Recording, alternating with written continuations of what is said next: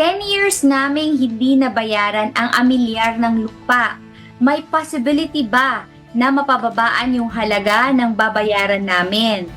Ayan, ito naman tayo. At isa pa tong Amilyar is real property tax, hindi ba, Attorney J? Oo. Meron naman tayong mga tax amnesty programs that you can look up, diba? Depende kung anong klase ng lupa yung, I'm sure, private property to, kung kailangan mo magbayad ng real estate tax, diba, Attorney M? Oo. So yun nga, kung merong i-grant na tax amnesty, di ba?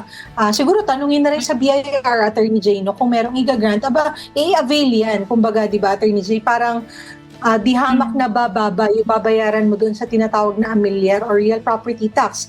Kaya lang, kung sa pagkakataon yan, wala kang ma-avail, talagang magkakaroon din siya ng computation kasi may interest din ulit, Attorney J, di ba?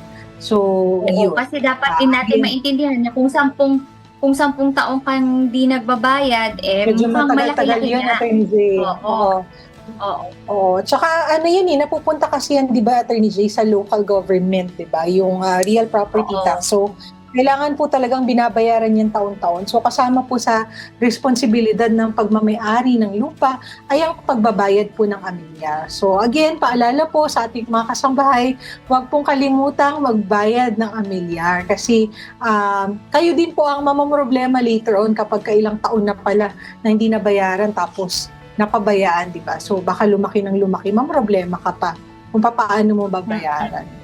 Lalo na, Attorney J, again, yung may mga lupa sa probinsya, tapos hindi naman naka-base dun, di ba? Make sure din po na mababayaran yung amilyar.